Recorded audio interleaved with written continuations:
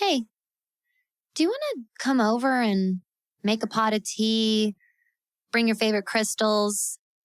We could talk about our birth charts, spirits, the latest house spells we've been doing. Welcome to the neighborhood. I'm that witch next door.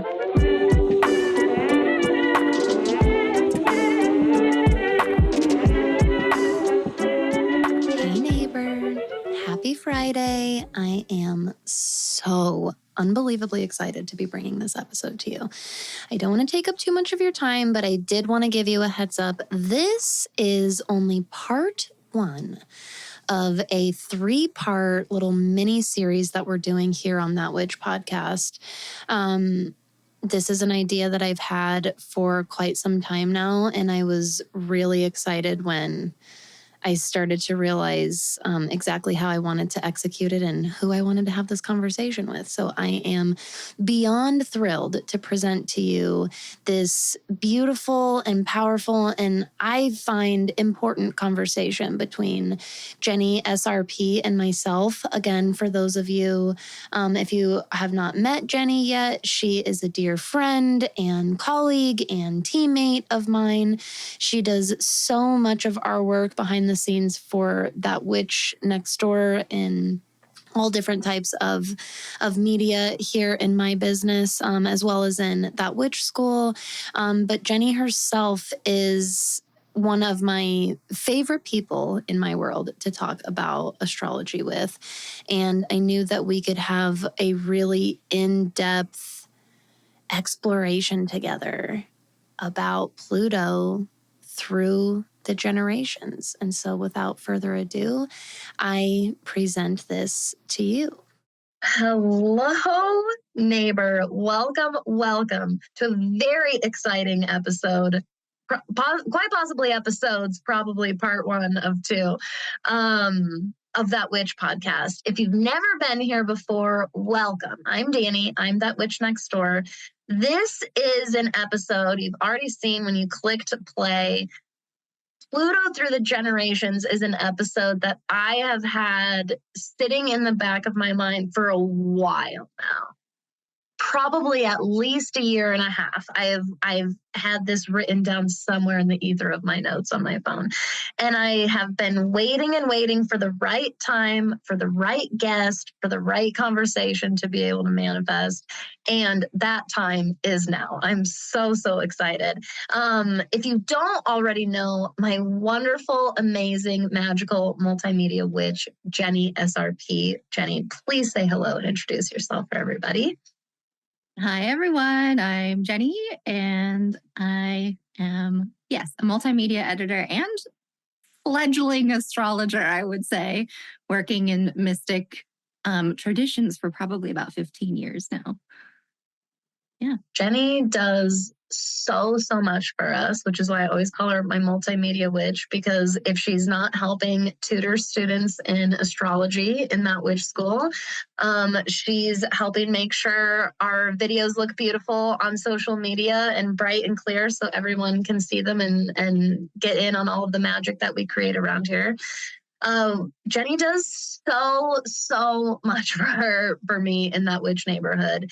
And one of the reasons that I've worked with you, Jenny, for so long is because I meet amazing people that are great at their trade.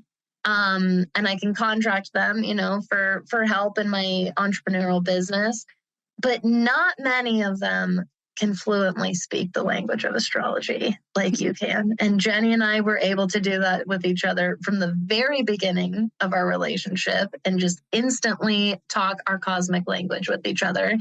Yes. And when I knew it was time to do the Pluto and Generations, throughout the Generations episode, I was like, Jenny is perfect to have this conversation with.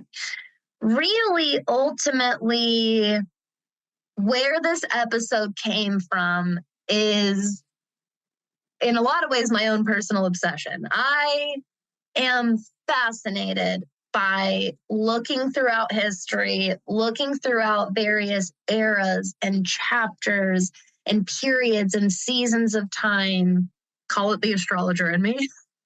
likes to look at these sets of cycles and patterns and see how they all impact and interact and connect with each other. And we talk so frequently in the astrological community about the transits of the inner planets that are moving all the time. We're talking about the moon a lot. We're talking about the sun. We're talking about Mercury and Venus and Mars a lot. We're talking about Saturn and even Jupiter a lot. The outer planets, the generational planets, are a bigger conversation that take more time and take more setup and take more context. And that's the only reason I think they're not talked about as frequently. And that's exactly what we're going to do in this episode. Is I really want to give us the time to paint the context that you need to understand such important generational players like Pluto. Especially because we are at the precipice of a new Plutonian chapter. We have Pluto right now finishing up its very, very final movements officially in Capricorn. It just stationed retrograde. It will go back into Capricorn for a little bit, but this will be the last time. And then after this retrograde cycle, it is on to Aquarius. It is on to Aquarius for the next, I believe, 20 years, right, Jenny? Isn't it 20 years? Yeah.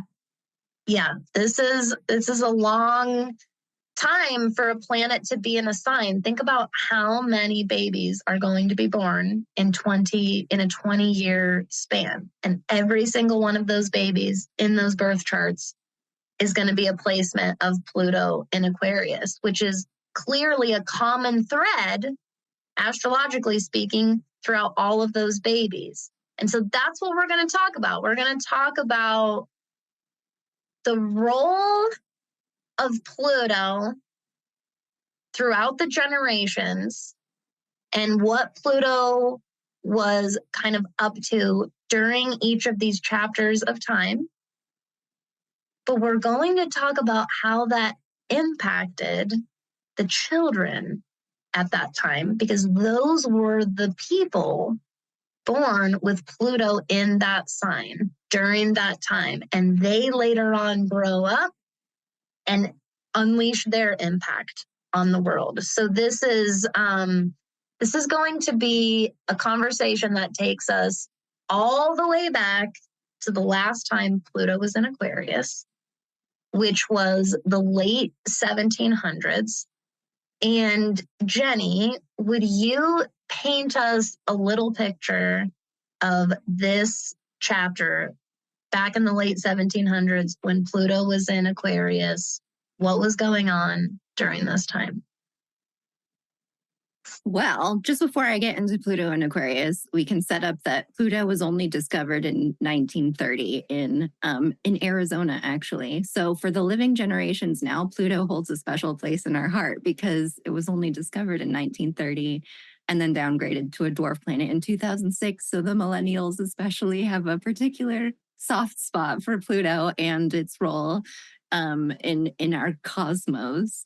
And then and as far as our credentials go, Danny, you and I both have very strong scorpionic Plutonian effects in our natal charts. Natally, we're both Pluto in Scorpio generation, and I've got Pluto square my ascendant natally, and I'm currently in my Pluto square pretty much exact for the next 18 months.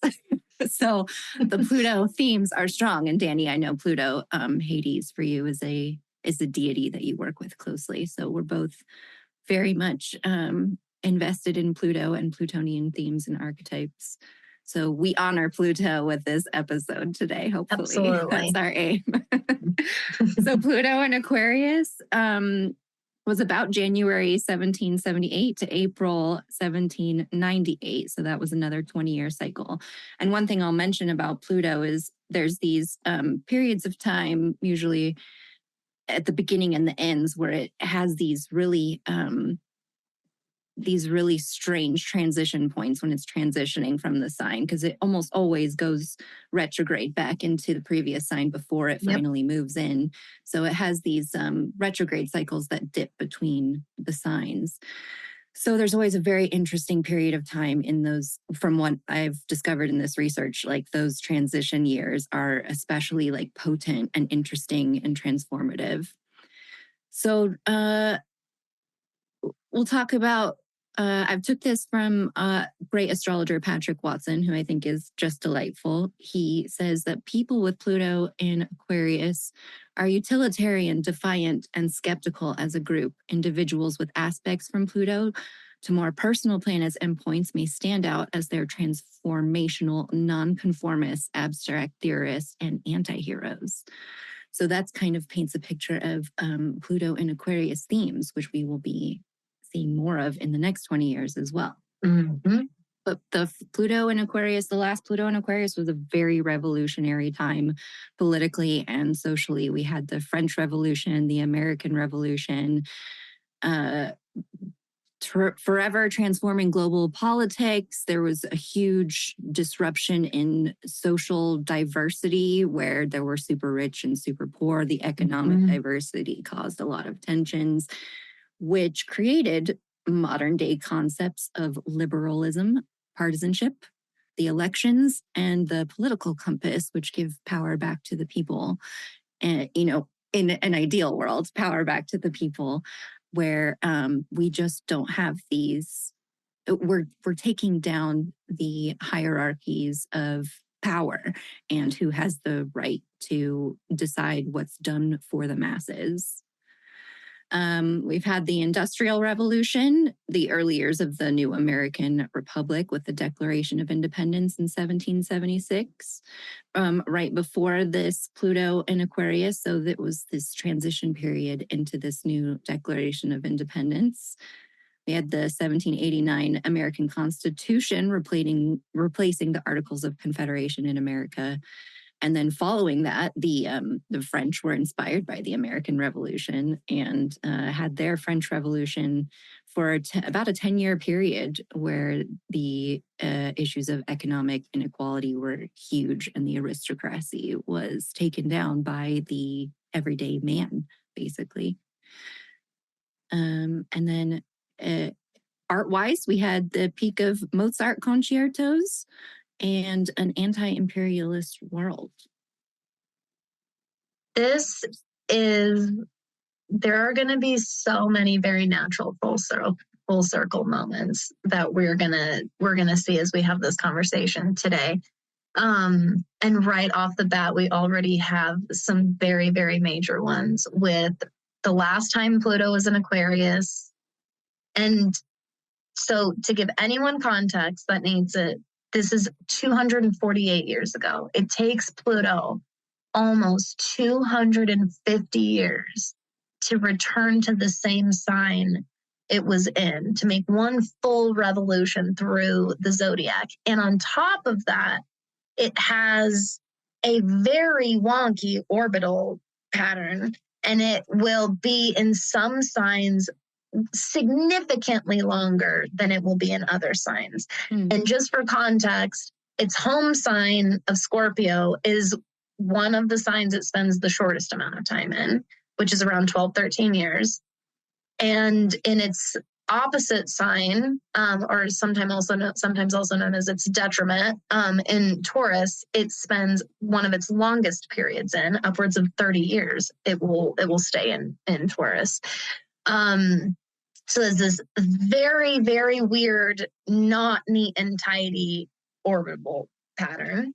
And the last time, almost 250 years ago, that Pluto was in Aquarius, some of the most major themes of that period is this humongous gap in living situations and income levels between the rich and the elite and the poor. And we are seeing right now, we are watching that gap get steeper and steeper and steeper before our eyes. And we are seeing the inevitable restlessness that accompanies that inevitably. And I thought it was so fascinating that you pointed out those transitionary points on both ends of Pluto leaving one sign and moving into the next.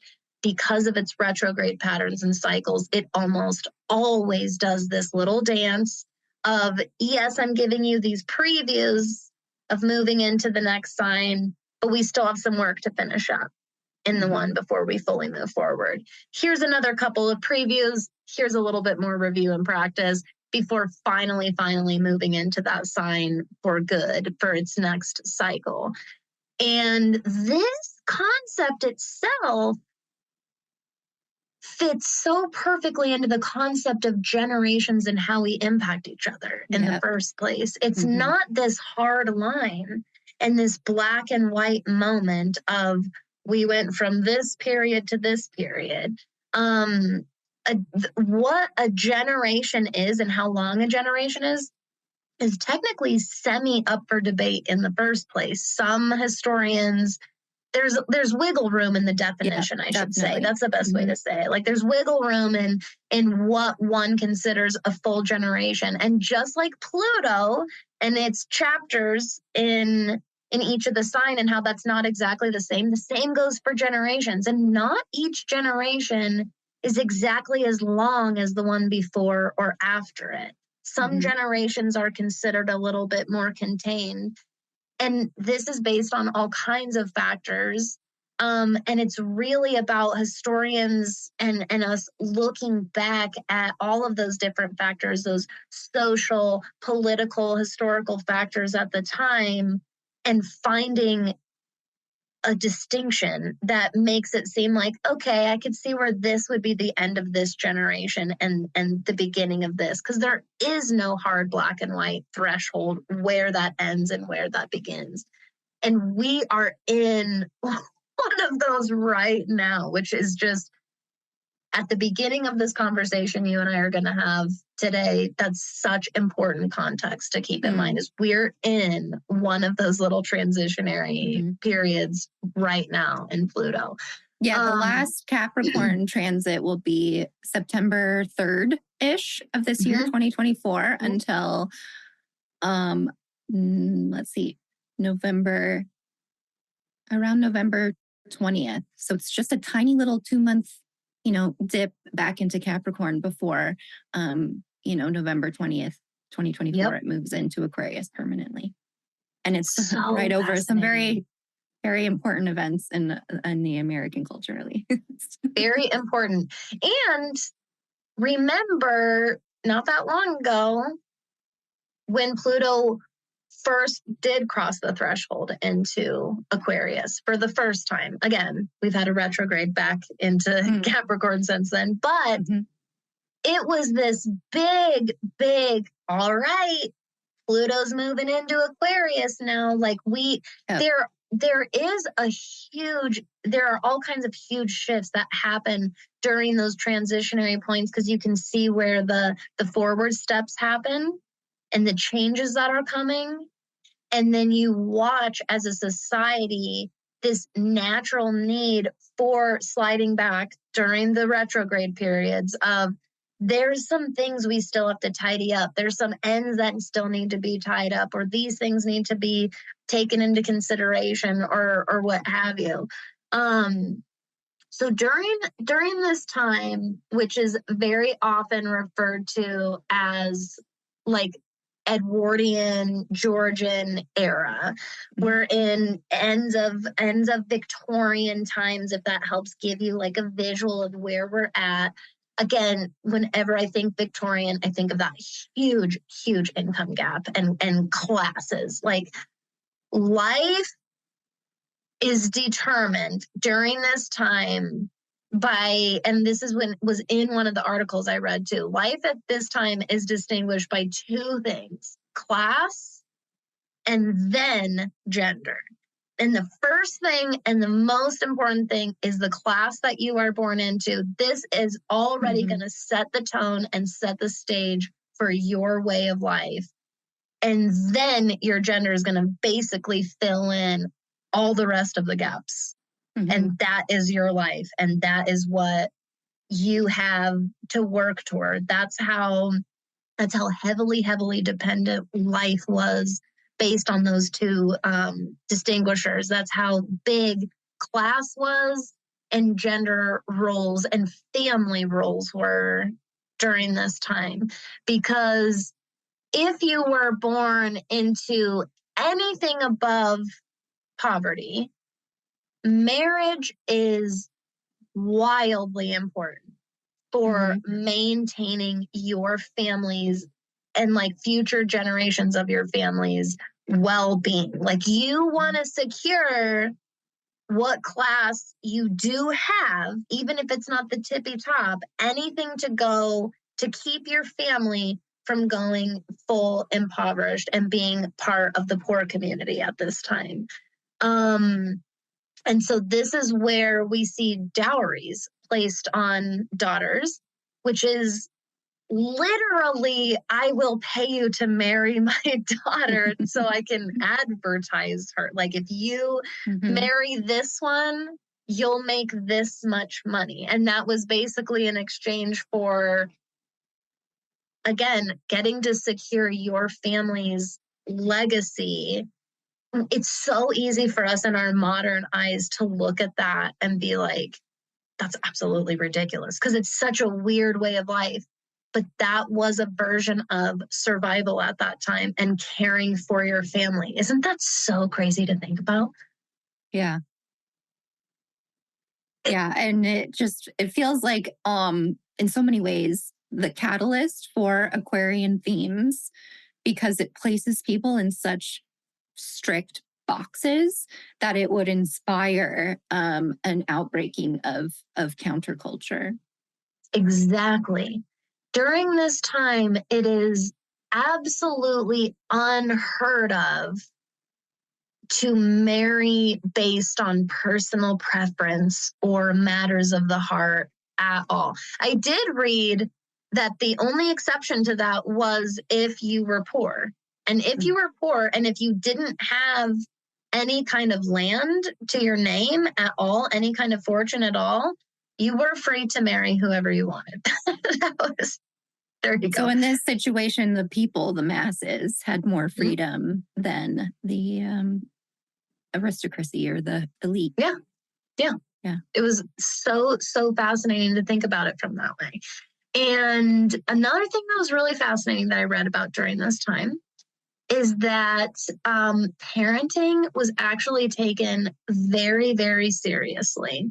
We did at this time understand and hold to a certain level the impact that early childhood would have on later adulthood development. Again, to a certain level, because there's all kinds of ways that we treated children that were clearly going to negatively impact them later on in life at that time. But culturally, that people were blind to that at that time because of how embedded some of those practices were in the culture. But there was a very strong responsibility and duty on parents to rear healthy, well-adjusted children that would become these strong and contributing members of society. And keep in mind that during this time, according to Puritan belief and a lot of the moral compass of religious and just moral and ethics and beliefs at this time, work is at the center of a moral life, like work and productivity. And this honestly makes sense in a human standpoint because of where we were at population wise and like what we were doing and how we were trying to expand. Like, it makes sense that with the way that resources were being absolutely obliterated in some senses, that needed to be seen as made up for in other places. And so children had to be, and all people of society had to serve some kind of utilitarian purpose. Absolutely. A contribution to the quote unquote greater good was essential to living a good life. Yes, exactly. And so at this time, especially when we're talking about anyone struggling financially at all during this time. Part of the reason that families are so large at this time, and why we were so reliant upon child labor still at this time, is because families literally couldn't afford the cost of raising a child without some sort of financial compensation. And so even if a family, I read, even if a family's household didn't require very much work, very young children were like employed at other houses or homes or families nearby, where they could be of use, again, because families could not afford to the cost of physically raising a child without some form of compensation. That in and of itself is a big one for us to really reflect on in a modern sense, I think. Yeah, every person's role participates and contributes to the whole, and how healthy that is expressed is something for a culture to reflect on. Yes. And especially in these last signs, Aquarius and Pisces, the further you get into the zodiac, the more and more it moves further away from the individual and into the collective. So when you get to Aquarius and Pisces, you are very much looking at less and less of the individualist and more into how does everything play into the collective culture. Absolutely, exactly. And so this is a perfect example of how I was setting the stage at the beginning. So Pluto is in Aquarius this January 1778 to April 1798. Pluto's in Aquarius. Jenny and I are talking about all these things that the adults at that time are doing. But it's their children, it's their babies who are born with Pluto in Aquarius. Yeah. At this time, their parents who are participating in the culture and the societal events and experiences, none of them have Pluto in Aquarius in their birth charts. And it's these children at this time. Yes, exactly. It's these children at this time who are witnessing their history and their culture around them, who have Pluto in Aquarius, who get older and make the choices that they make and ultimately have the impact that they end up having, because it's in direct response to how you were raised. And this is what you'll see as we go through all of the generations. That's how we all eventually make decisions as adults, is based on what we experienced when we were kids and how we want to respond to that now that we have the power, the means, the resources, the strength, whatever, what have you. Yeah. The last thing I want to point out about this time period is that death customs at this time, right? We're talking about Pluto, so we're talking about power dynamics. Anytime, regardless of the sign that Pluto is in, we're talking about power dynamics. We're talking about what must come to an end to make way and clear room for fill in the blank. This is like inevitable tower destruction that has to take place. It's one of the laws of our universe represented in astrology by Pluto that shows truly nothing is actually stagnant. Everything there is no true permanency except for maybe to this universal law itself, that nothing is ever truly unchanging. And Pluto is the representation of that. And so we see a lot of Plutonian themes in death culture, and how we interpret and cope with death, how we honor it, how we respond to it. And again, as children during that time, being taught all of these death customs, later carrying that on into adulthood. So I wanted to look at the death customs of some of these periods as well. And during this time, shocker, funerals are lavish as fuck. Like putting people not just into debt, but the equivalency of bankruptcy during this time. So people are spending because it's so expected to put on a funeral of a certain extent and grandeur. People are spending, I read, the entire estate that they inherited from the death itself simply on funerary expenses. Wow. Which, as we'll see, are eventually going to give way to laws and regulations that come out capping funeral costs, essentially, so that businesses selling and pricing various items and tools and services for funerals can't charge past a certain amount because it got that out of control, basically. Amazing. Isn't that crazy? Yeah. Imagine spending, especially if you're a widow, which statistically you would live longer than your husband. You're not legally allowed to work or to provide for your family at all. Yeah. And imagine having the societal pressure and expectation to spend everything that is going to actually take care of you and your family for the rest of your lives on a day. On a day.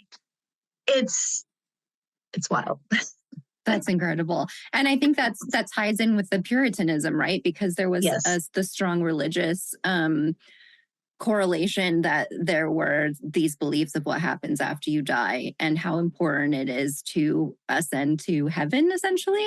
Yep. I'm certainly not a Puritanist like expert or anything like that, but the idea that the afterlife carried on and your life lived was going to be represented by how you carried on in the afterlife. Yeah. Yeah. That's plays astonishing. a huge role. And you can totally see that. So this now brings us into Pluto and Pisces. So Jenny, paint a little bit of a picture of Pluto and Pisces period here for us, both with these historical events and landmarks, but how that's more Piscean versus Aquarian, like we just saw in the previous period. Yeah. So one of the most literal things is that steam power became a huge force for the social and economical society. And Pisces, of course, is mutable water, and steam is this like nebulous thing, and it's something that literally powered this generation. We had steam engines and a steam press for news printing and steam railways that took people to greater distances. So there was this expansion based on this vaporous water, which is very Piscean. Crazy. And we also had the Napoleon's rise and fall. He attempted to basically take over the world. It was this insane idealism, this insane idea of like being able to contain everything. And that is like this Pisces overzealousness of like, it's like this want to contain everything that exists, which was an incredible like feat, like that it was even able to happen, but ultimately it did not succeed the way that Napoleon obviously wanted to. But a really fascinating archetype and story to work into. This was ushering in the Romantic era, where freedom of expression and emotion started to become so important. And if you think of the transition from Aquarius to Pisces, Aquarius is it's an air sign, so it's considered very mental and logical. And it's not that Aquarians don't have emotions; it's just that they are interacted with on an intellectual level. Whereas in Pisces, a water sign, there's a spiritual and deep, romantic and ethereal and really juicy connection to emotionalism that is woken up during this generation, that allows people to express themselves out of that Puritanism, out of that, like those stagnant boxes of who you are in your class. And actually, there's something to this emotional world that I have behind the scenes.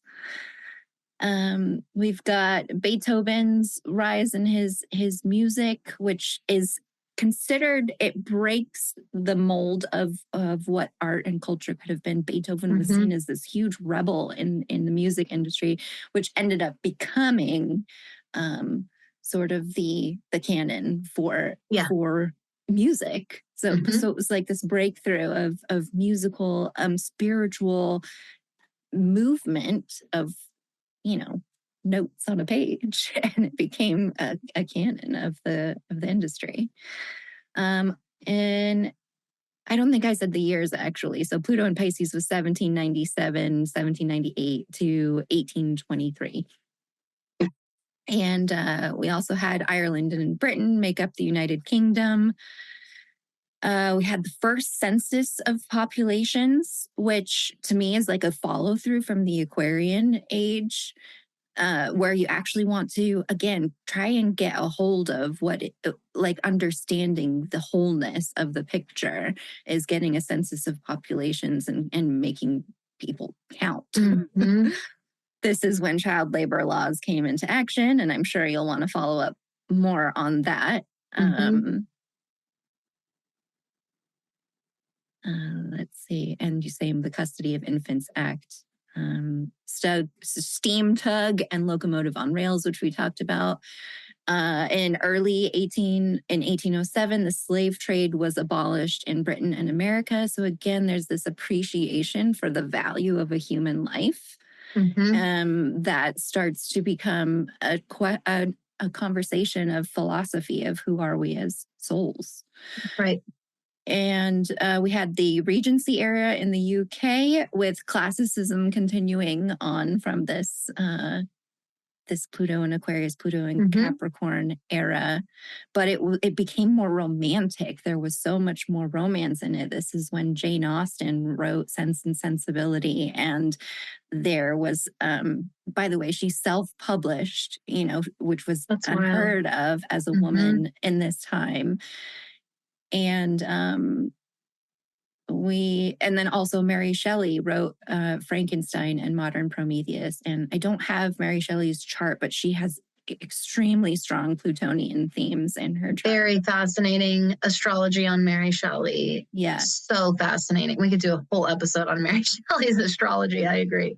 And again, I think she also self-published before she was published. She was also crazy young. She was like 17 or something. Yeah, same with Jane Austen. I think Jane Austen died by the time she was 30 or even before that. So they both did their entire careers of incredible, fictional writing at a very young age. Let's see, what else do we have?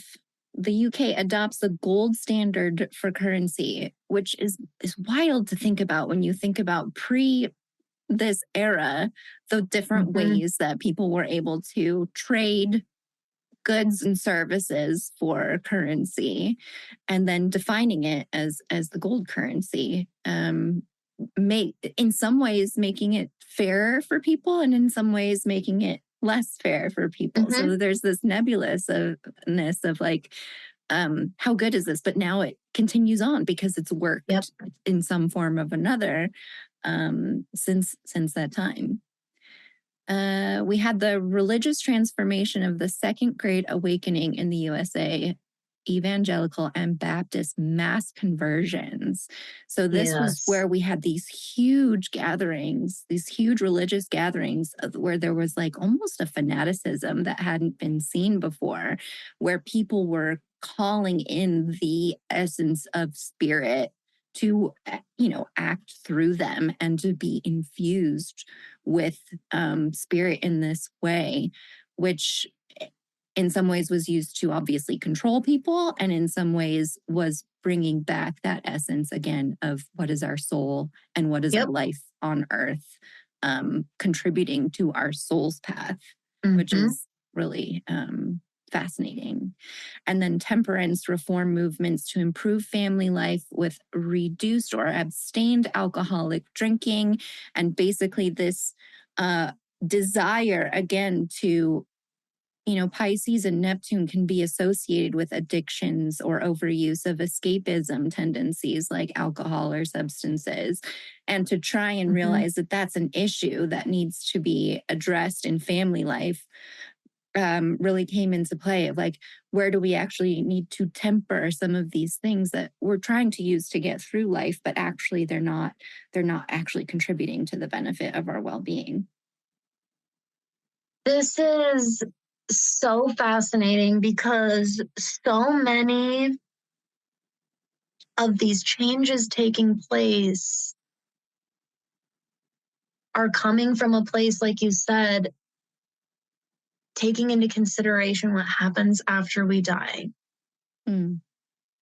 And this is so Piscean because as the last sign in the zodiac, Pisces knows that the only way forward is to end and begin again.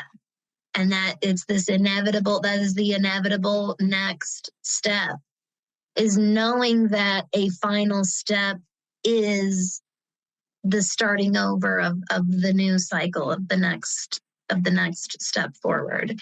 And when we're at that precipice, the archetype of the end of the journey, we do this very natural reflection and recollection of our journey leading us there and our path getting us there and what we've done and the impact that that's had.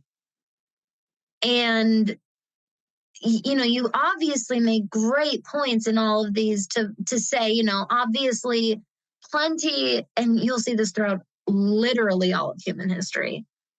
Every single breakthrough is amazing and in some way was used to like harm or exploit or control somebody else somewhere, a group of people somewhere else. Always. Anytime we discover or create a new tool, it is used to save and help people, and it's also used to like harm and hurt and kill people. Always. Yeah. So you make our tools are only reflections of our own our actions and intentions. Yes, exactly. And at the same time, like especially thinking about this religious transformation, the Second Great Awakening, these mass conversions.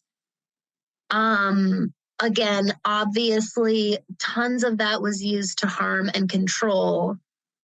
And if you look from a psychological perspective at the motives for this and the intentions for this, it's coming from that very Plutonian death is inevitable, that concept that every single human being eventually comes to terms with in one way or another. Eventually, we all have to greet this universal law that death is, and at least physical death is inevitable.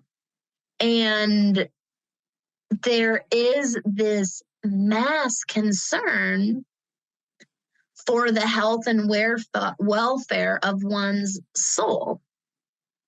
Now, again, every single time we develop or have this big aha moment or epiphany or this big breakthrough or invention that could really potentially help people, right? Like the idea of helping people reflect on their life's choices so they can be more intentional about them and not waste their time in this life. That should be, quote unquote, a good thing, obviously. Like that should be a good thing.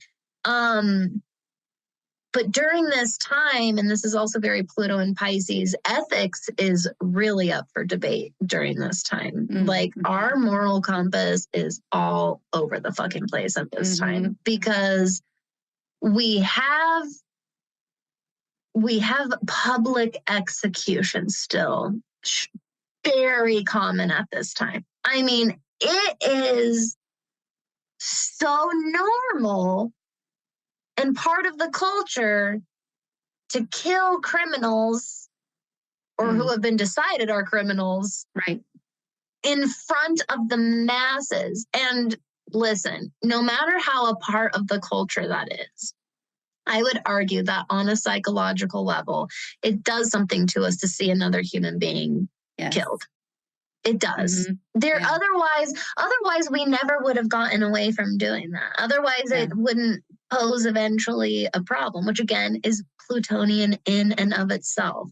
This way we approach death. And this is Pluto in Aquarius, Pluto in Pisces time. We are at the invention of the guillotine, I'm pretty sure, right? In around this time, which was the humanitarian move. That's why it was invented as a form of mercy. It was invented to be more humane to the human beings being executed. And again, with our modern context, looking back on that, it's like horrifying. Yeah. And anyone could accuse anyone of anything. And in many places, there was no police force. There was no like judge and jury. It was a system of rumors, and whoever was the most charismatic or, so there was no defined justice. Yeah. And there's like glimmers of people having freedom to speak. Like you can see where during this time, it's like, you have this judge or whoever it is that passes the ultimate judgment and decision, but you do technically have trials, and people can speak and witnesses can speak. So there's this glimmer of justice in the air. But because our ethics and morals are quite honestly kind of ill-defined at this time, because we're in this very transitionary time of coming out of this time, which is during the beginning of the scientific revolution. Like, that's why Mary Shelley is such a beautiful representation of this time of writing, yes, a fiction creative piece of work, but so rooted in science, so rooted in logic. Even though she's exploring what is kind of this crazy scenario, the scenario was rooted in a very scientific curiosity and a very scientific moral question. All of Frankenstein is. We're coming out of this, or we're in this time during the Romantic period where we're trying to separate ourselves from our barbaric past. You can tell that during this time we're trying to be we were uncivilized and now we're civilized and we're doing the civilized thing. But again, to us, 250 years later, we're looking back and we're like, this is literally the same. It was just as barbaric. You just wore fancy clothes while you were doing it. Yeah. And there were so many questions about, what does it mean to be a good person? What does it mean to have a soul? What is a man or a person, and who was worthy of having that bestowed upon them? Yes, exactly. During this time, so like you mentioned, during this time, I made a note that Caroline Norton is born. I found Caroline Norton's name, so she would have Pluto in Pisces, okay, because she was born during this time. She's later on, when Pluto is in Aries, she grows up, and due to so much of her massive campaigning and petitioning and protesting, this helped heavily impact and eventually lead to the Custody of Infants Act later on, which happens in Pluto and Aries. But before that time, so from Pluto and Pisces and backwards, women have absolutely no rights over their children at all. So first of all, the concept of custody is relatively rare anyways, because divorce is pretty fucking rare at this time. Very, very, very hard to obtain, but not impossible, and does exist. And there were these decisions that needed to be made of where children belonged. And if a marriage ended in very violent means for the mother by the husband, by the father, it didn't matter at all. That wasn't taken into consideration at all. And children were automatically to go with their father, because their father was like, without being able to budge, the father is the provider. That's how society sees this. If we put these children, because again, in our modern context, it's so easy to be like, and I'm not saying it's not a bad thing, but if you put yourself back in this time and you're like, if these children go with these mother, they will literally not be provided for. They will not be provided for. So the safest, best option for these children is to go with their abusive or alcoholic or neglectful or whatever provider, man of the house. And later on, it was people like Caroline Norton, which makes so much sense, that a child who was born into that world, who had Pluto in Pisces, when she later became an adult during Pluto in Aries, which we're about to get into, this cardinal time of definitely initiating some big change that takes place in the short term, that might at the time not have seemed so huge, but has massive, massive effects down the line. She eventually, she took action during the Pluto and Aries chapter. And this is when we see the Custody of Infants Act go into place. But she herself was born with Pluto and Pisces. And I just think that those little notes are really important to see. So these are the children who were born in that Pluto and Piscean, like you said, very concerned with the collective, very concerned with humanitarianism, very concerned with what's right. What is the right thing here? Just because it's law or just because that's the way it's been doesn't make it right. And this is one of the first times, not one of the first times in human history, but that's because we see those cycles all throughout human history where things go along for so long, and that's Pluto, baby. And eventually it gets to this point where it's like, this has to come to an end. This power dynamic is so upside down.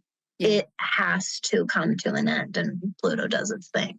Definitely. So tell us a little bit, Jenny, about this Pluto and Aries chapter. Yeah, my list, I just love seeing, like, this list is so much shorter than a lot of the other ones. It's so Aries. But it's really powerful. It's like, yes, exactly. Yes.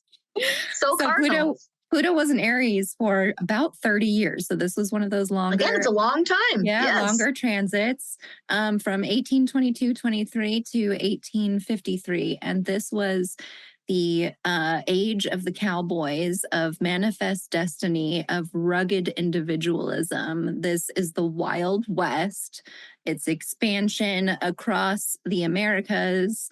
And we had the gold rush, the American gold rush at the end of Pluto and Aries, which is this opportunity for any man, if they can make it to California and start mining for gold, they can completely change their lives. So this was like a powerful moment where individuals could start to shape their own destiny.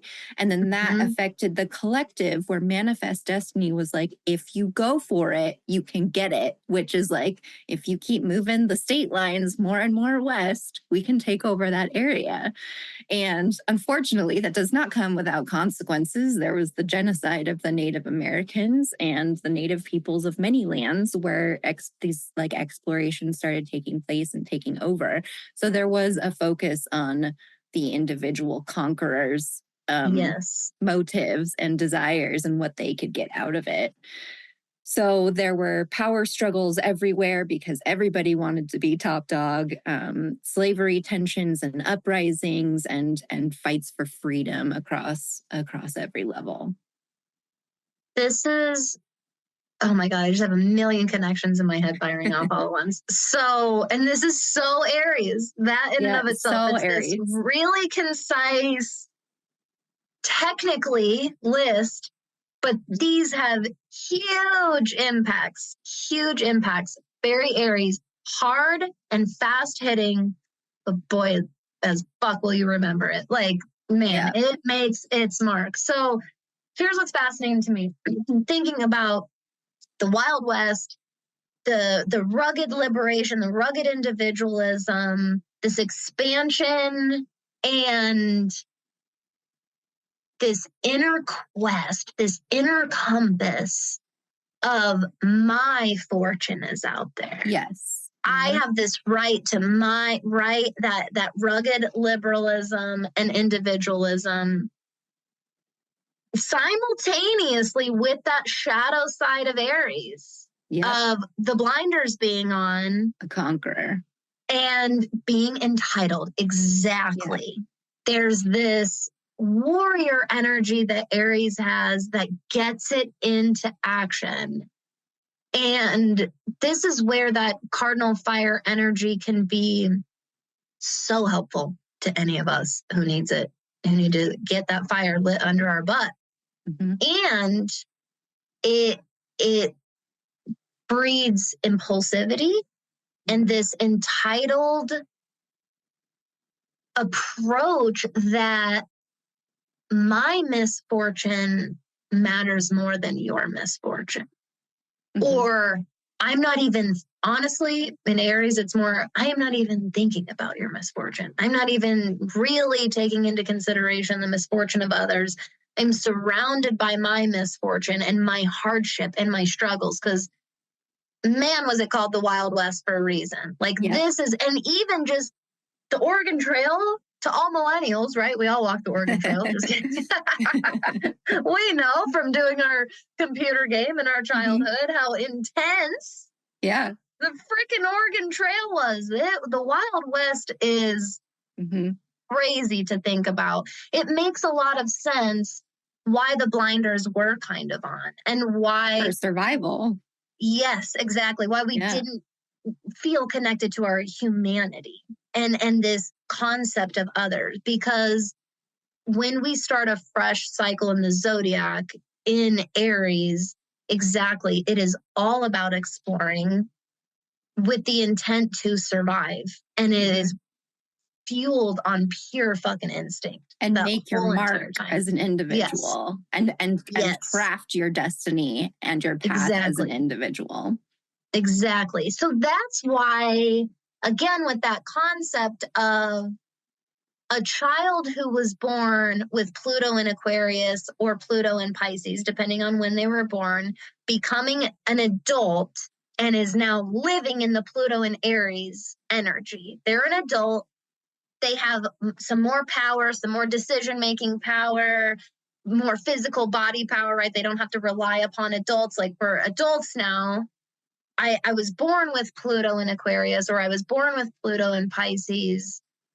And during this Pluto in Aries current reality I'm living in, we see a lot of these people like Caroline Norton who use that to take action. And we do see a lot of that action being taken by the adults at that time, and having to make these choices between humanity and their or their family's survival, getting their next meal, making it in the first place to the next day. So it's not like, you know, we have all this historical context of what's happened over the last 20 and 40 years.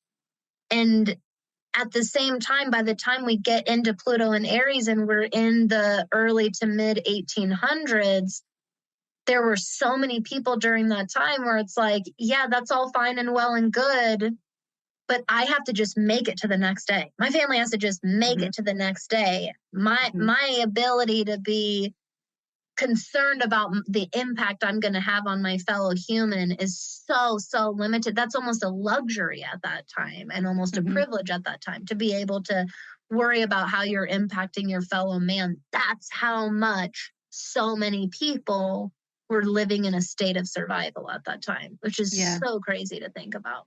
And other thing I want to mention, which actually I'd love to do a deep dive into sex through these ages as well, but especially in the Wild West, all I can think about is like how and brothels and things have been around since the beginning of time forever. But the woman entrepreneur that owned her brothel or her sexual business during the Wild West was huge. There were a lot of new counties in the Wild West that were established completely based off of the income that women were making from their individualism in this industry. So there were a lot of cities just founded that blossomed up across the West based on women's ability to make their own income. That's such a good point to bring up, because we're still carrying into this time a lot of heavy opinions about sex in our moral code at this point. Like, big time. If you ever look online or learn about, like, I always think about like period piece clothing and like the sheer amount of layers of clothing that all people were expected to wear to cover up their nakedness, to cover up their sexual parts. It's layers upon layers upon layers. And so we still have that during this time.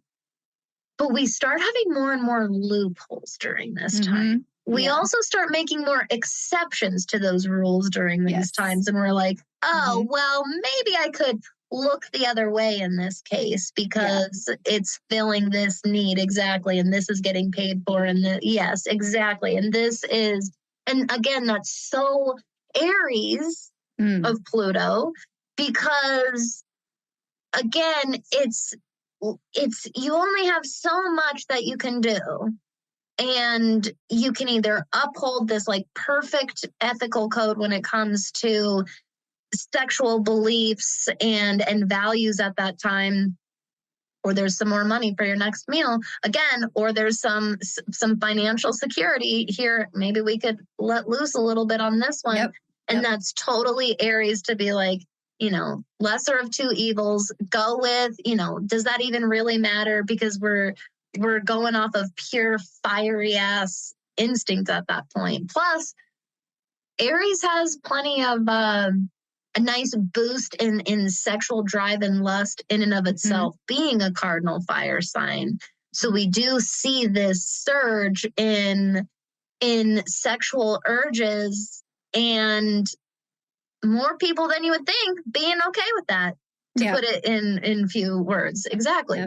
Yeah. Now, how does this shift in Pluto and Taurus, which is a long time, just like Aries? This is another long stint. It's another 30-year Pluto in a sign, 1852-53 to 1884. So with all of these new people who've attained their own individual forms of wealth, there are now systems being built in order to work with that money and change that money.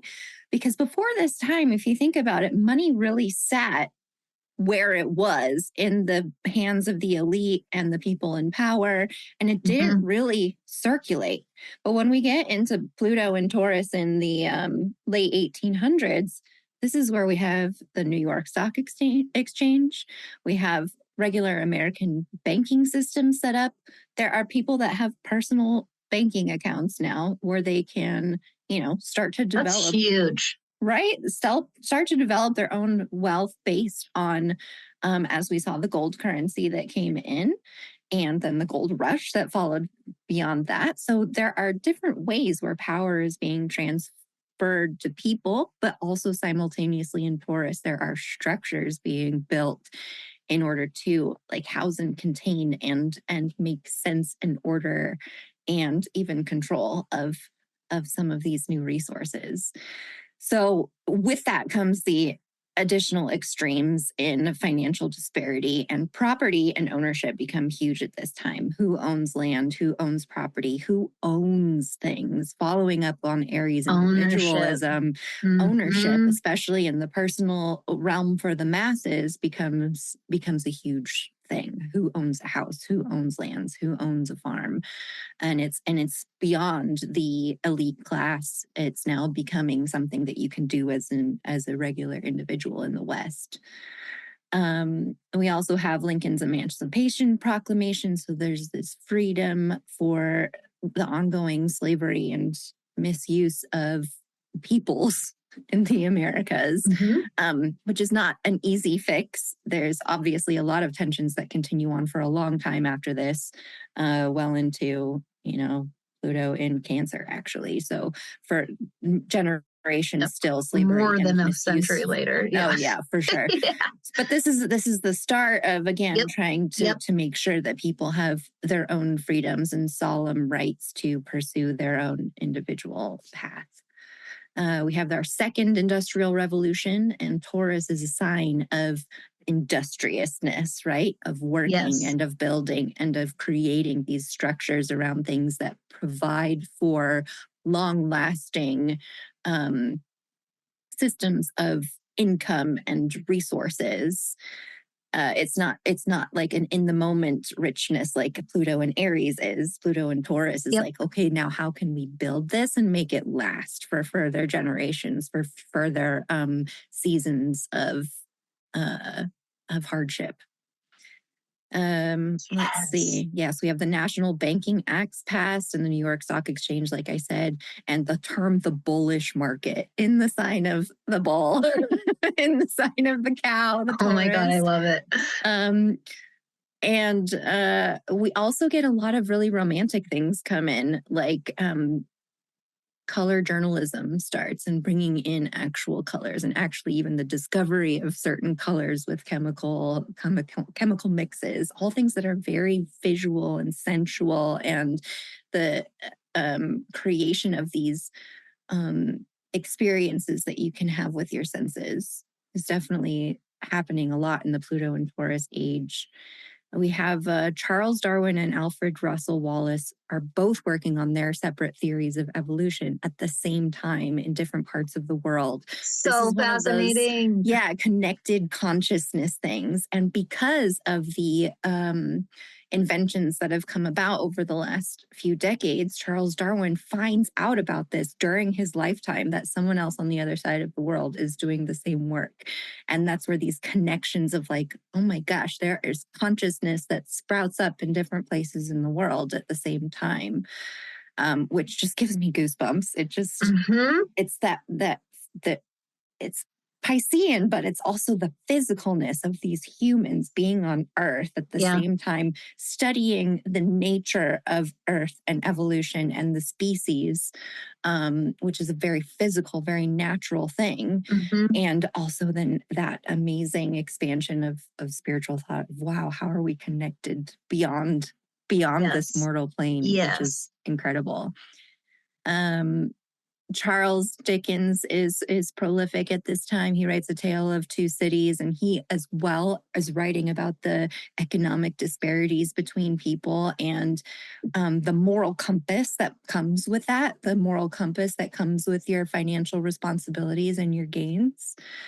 There is the number of discoveries in thermodynamics, electromagnetics, and sanitary medical procedures and equipment. Yeah.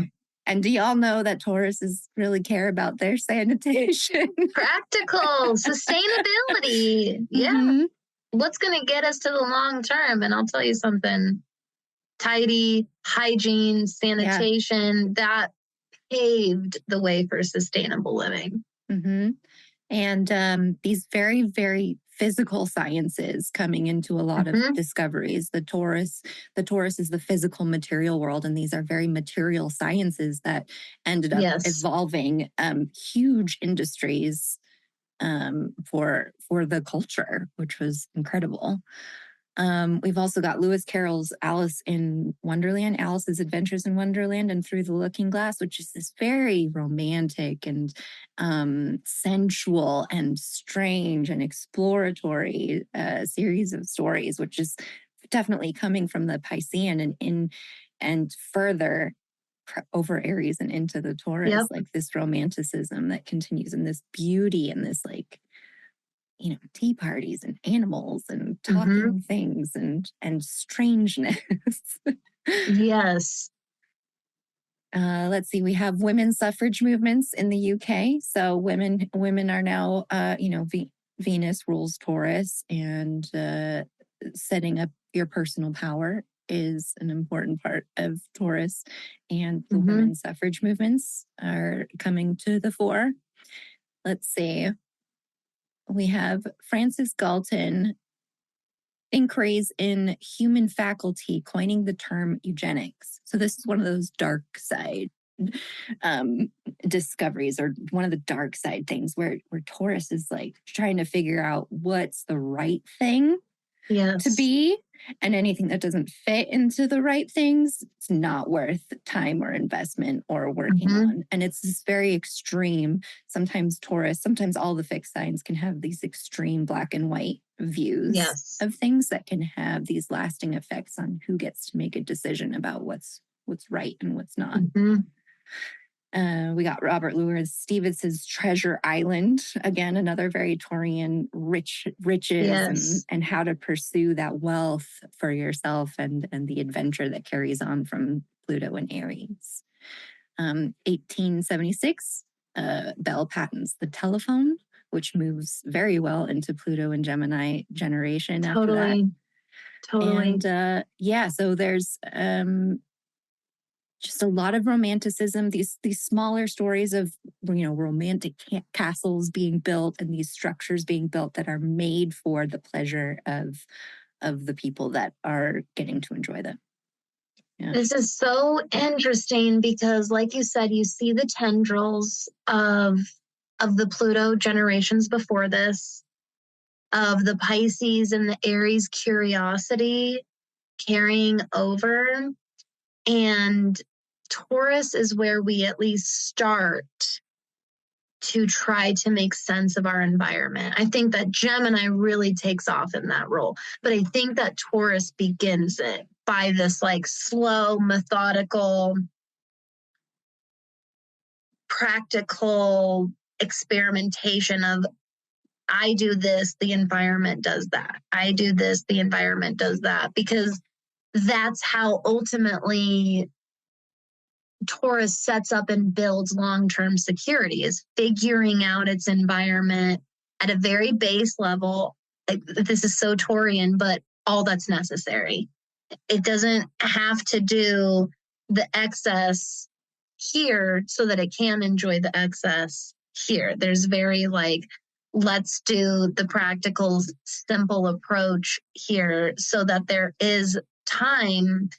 There is still this value in time to dream or relax or be comfortable or to spend time with others. Like, we still see that in Taurus. There isn't this rushedness behind figuring out its environment. And a lot of this is us collectively figuring out, like, when Pluto finishes a full cycle in the zodiac and begins again in Aries, one of the visuals I always remember when we think about the passage of time and how time moves forward, it is cyclical, but it's a spiral, is how it's described a lot. So there's this cyclical nature, but it is moving forward, this multidimensional. It's not just a literal 2D circle. We're doing the same thing over and over and over again, because again, Pluto is the representation in and of itself that doesn't truly exist. It is always moving forward. It is always changing.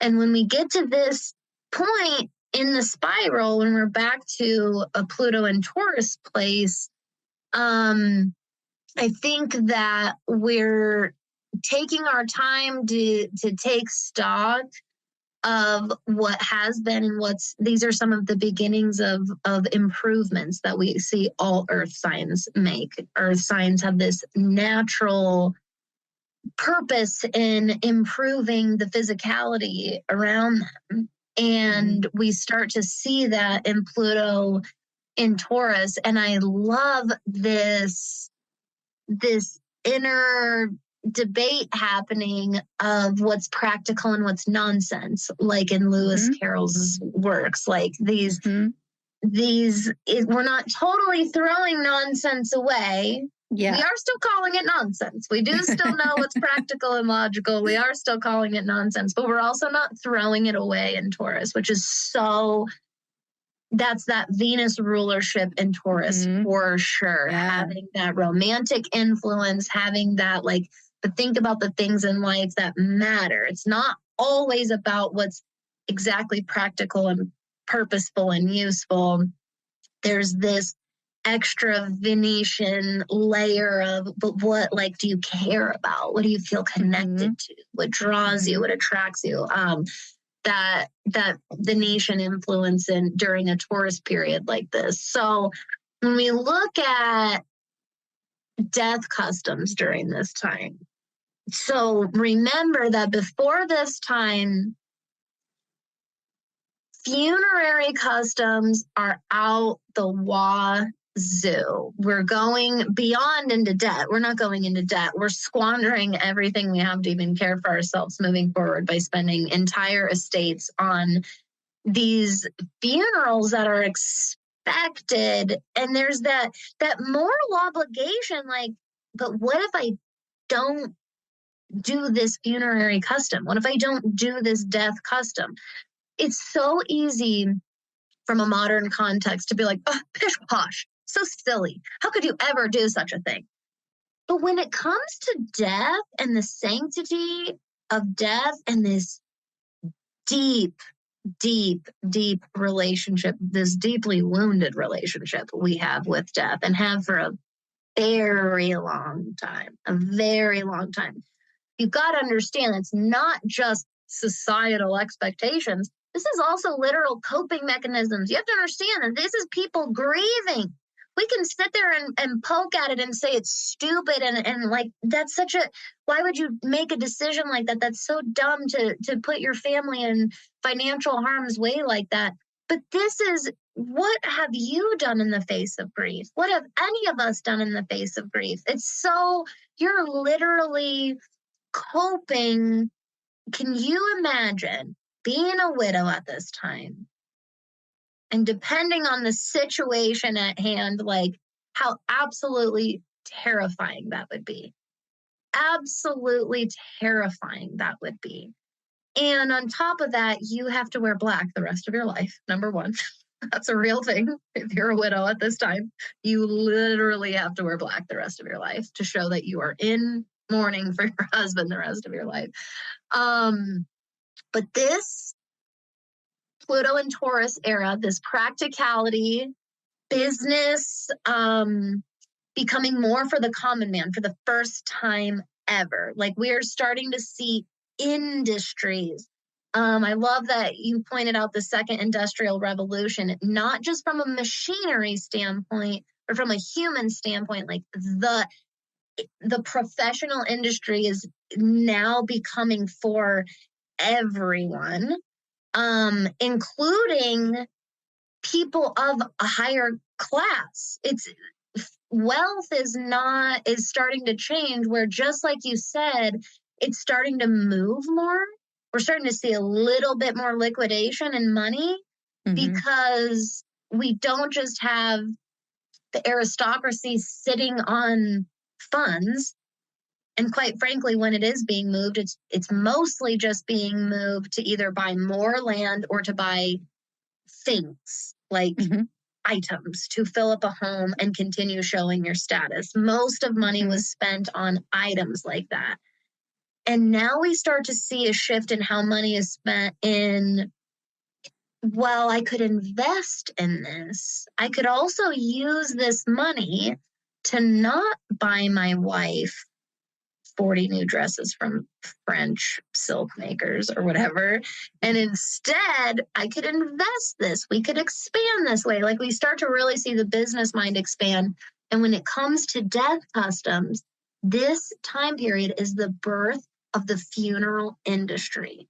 So we start to see some laws and some regulation around funerary expenses. Like I said, like some of the very first laws are passed, like you can't charge more than a certain amount for different services and goods regarding a funeral, which is this hugely human forward decision that happens, right? Like this hugely, like we're seeing the grief that people are going through and we're holding space for that.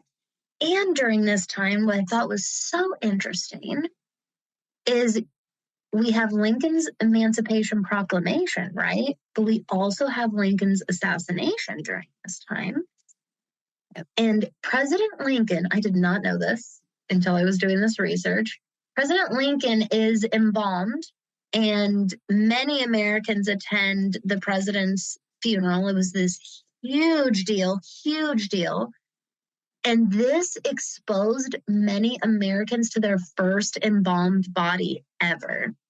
And this really shifts funeral and death customs in the years coming, which again, it's little things like that. That's such a Plutonian thing, like event.